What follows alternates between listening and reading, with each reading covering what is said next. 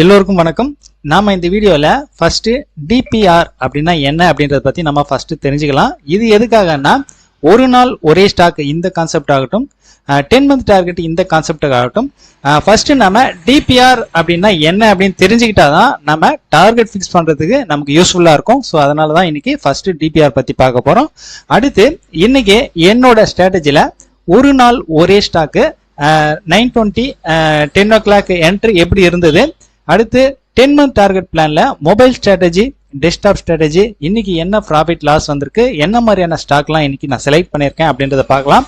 அடுத்து 20 மாதங்கள் என்னோட டார்கெட் இந்த கான்செப்ட்ல என்ன ப்ராஃபிட் லாஸ் வந்திருக்கு, என்னென்ன ஸ்டாக் வந்திருக்கு அதையும் பார்த்துடலாம். ஃபைனலா நாளையோட ஒரு நாள் ஒரு ஸ்டாக் யார் அப்படின்றதையும் ஃபைனலா பார்த்துடலாம். ஓகே, இப்போ நம்ம டிபிஆர் அப்படின்னா என்ன அப்படின்றத பற்றி டீட்டெயிலா பார்க்கலாம். டிபிஆர் அப்படின்னா டே பிரைஸ் ரேஞ்ச், இதுதான் வந்து நம்ம டிபிஆர்னு சொல்லுவோம். இப்போ டோட்டலா என்எஸ்சில ஒரு 2000 ஸ்டாக்கு மேல இருக்கு. குறிப்பா இதுல ஒரு 250 ஸ்டாக்கு எஃப்என்டோக்குள்ள வருது. இப்போ நம்ம எஃப்என்டோக்கு வெளியே இருக்கிற ஸ்டாக் பத்தி ஃபர்ஸ்ட் பார்த்துலாம். ஈக்விட்டியில நம்ம எந்த ஒரு ஸ்டாக் எடுத்துக்கிட்டாலும் சரி, அதை நம்ம மொபைல் ஆப்ல பார்க்கும்போதும் சரி, டெஸ்க்டாப் டெர்மினல்ல பார்க்கும்போதும் சரி, அந்த ஸ்டாக்கோட டெப்த் பார்க்கும்போது நேத்தியோட க்ளோஸ் என்ன, இன்னியோட ஓப்பன், ஹை, லோ இதெல்லாம் நம்மளால பார்க்க முடியும். 52 வீக்ஸ் லோ, 52 வீக்ஸ் ஹை என்ன அதையும் நம்மளால பார்க்க முடியும். அது போலதான் பார்த்தீங்கன்னாக்கா டிபிஆர் இன்னியோட டே பிரைஸ் ரேஞ்ச் என்ன அப்படின்றதையும் அதுலயே நம்மளால டீட்டெயிலா பார்க்க முடியும். அதை நம்ம என்எஸ்சி வெப்சைட்டுக்குள்ளே போய் பார்த்துடலாம்.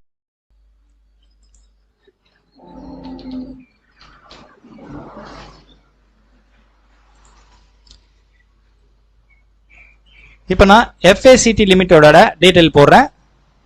இது FACT லிமிட்டோட இன்னையோட டீட்டெயில பார்க்குறோம். ட்ரேட் இன்ஃபர்மேஷன்ல இன்னையோட வால்யூம் எவ்வளோ ஆயிருக்கு, டோட்டலா ட்ரேட் வேல்யூ எவ்வளோ ஆயிருக்கு. நெக்ஸ்ட் பிரைஸ் இன்ஃபர்மேஷன்ல பாருங்க, 52 வீக்ஸ் ஹை எவ்வளோ, 52 வீக்ஸ் லோ எவ்வளோ.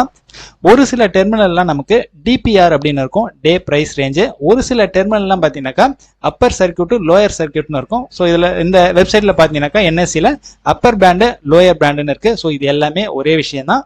ஓகே, இன்னியோட அப்பர் பேண்டு பாருங்க 323 ரூபாய் 40 காசு, லோயர் பேண்டு 264 ரூபாய் 60 காசு. பிரைஸ் பேண்ட் டோட்டலா இதுக்கு வந்து பாத்தீங்கன்னாக்கா 10% அப்பர் சர்க்கியூட், லோயர் சர்க்கியூட் வச்சிருக்காங்க. ஆக்சுவலா 10% அப்படின்னா என்னன்னா, ஸ்டாக்கு நேத்து 100 ரூபாயில க்ளோஸ் ஆயிருக்கு. அதோட பிரைஸ் ரேஞ்ச், ஃப்ரீஸ் ரேஞ்ச் பாத்தீங்கன்னாக்கா 10% வச்சுக்கோம். இன்னைக்கு அது நேத்தியோட க்ளோஸ் 100 ரூபாய் அப்படின்னா இன்னைக்கு 110 ரூபாய் வரைக்கும் மேல போகும். 110 தான் பாத்தீங்கன்னாக்கா அப்பர் சர்க்கியூட். அதே லோ அப்படின்னு எடுத்துக்கிட்டோம்னாக்கா 90 ரூபாய், இதுதான் பாத்தீங்கன்னாக்கா லோயர் சர்க்கியூட். ஸோ நம்ம இப்படிதான் இதை கால்குலேஷன் பண்ணோம். இதை நம்ம கால்குலேஷன் பண்ணி தான் தெரிஞ்சுக்கணும்னு அவசியம் கிடையாது. எல்லா விதமான டெர்மினல்லையும் டெப்த்ல நம்ம பார்த்தாவே நமக்கு தெரிஞ்சிடும்.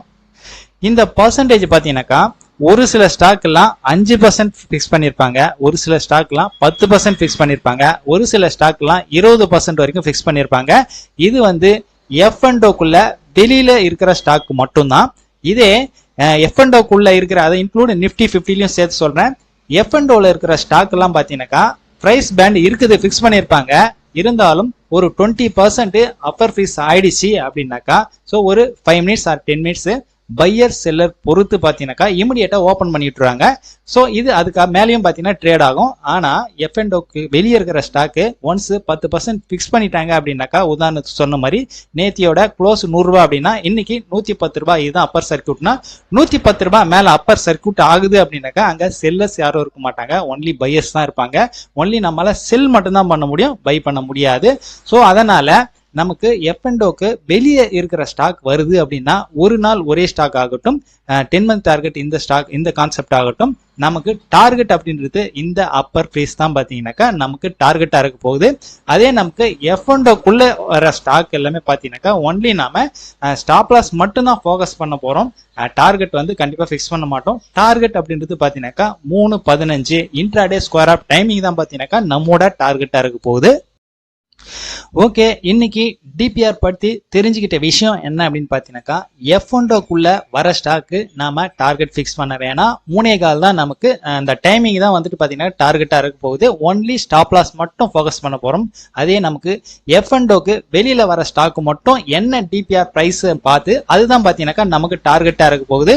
இன்னியோட ஸ்ட்ராட்டஜில ஒரு நாள் ஒரே ஸ்டாக்காக நான் நேத்தே செலக்ட் பண்ணியிருந்த ஸ்டாக் ஜிண்டா ஸ்டீல், அதுதான் இன்னைக்கு 9:20க்கு என்டர் ஆயிருப்போம். அதே போல இன்னைக்கு 10 மணிக்கு ஒரு நாள் ஒரு ஸ்டாக்காக செலக்ட் பண்ண ஸ்டாக்கு பேடிஎம், ஸோ இது ரெண்டும் என்ன பர்ஃபார்ம் பண்ணியிருக்கு அப்படின்றத நம்ம பார்க்கலாம்.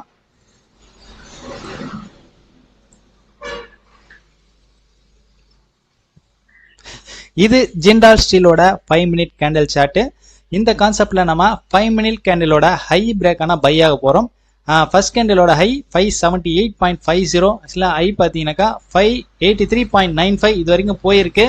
அதோட பார்த்தீங்கன்னாக்கா இங்க ஸ்டாப் லாஸும் ஹிட் ஆகல, ஸோ அதோட ஹையும் பிரேக் ஆகல. டோட்டலா இன்னைக்கு க்ளோஸ்ன்னு பார்த்தீங்கன்னாக்கா 577.35 கிட்டத்தட்ட நம்ம வாங்கின ரேட்லயே முடிஞ்சிருக்கு. இன்னைக்கு இந்த கான்செப்ட்ல ஒரு சின்ன லாஸ்ல முடியுது.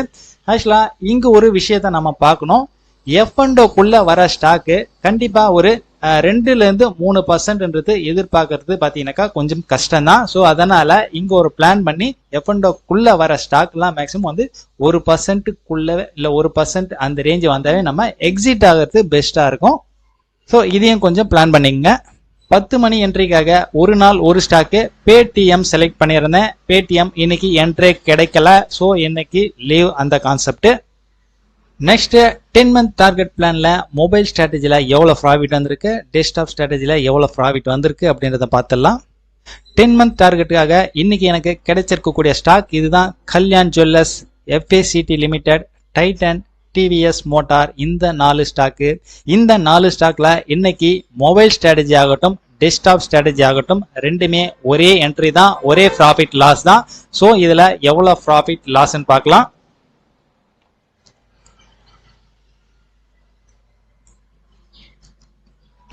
இந்த கான்செப்ட்ல டோட்டலா 2696 ரூபா, இது 50,000 ரூபாய் வேல்யூ. டோட்டலா இன்னைக்கு ஒரு 5.5% ப்ராஃபிட் வந்திருக்கு. இந்த 4 ஸ்டாக்ல டாப் பர்ஃபார்மன்ஸ் வந்து FACT லிமிடெட், இதுதான் இன்னைக்கு 10% அப்பர் சர்க்கியூட்.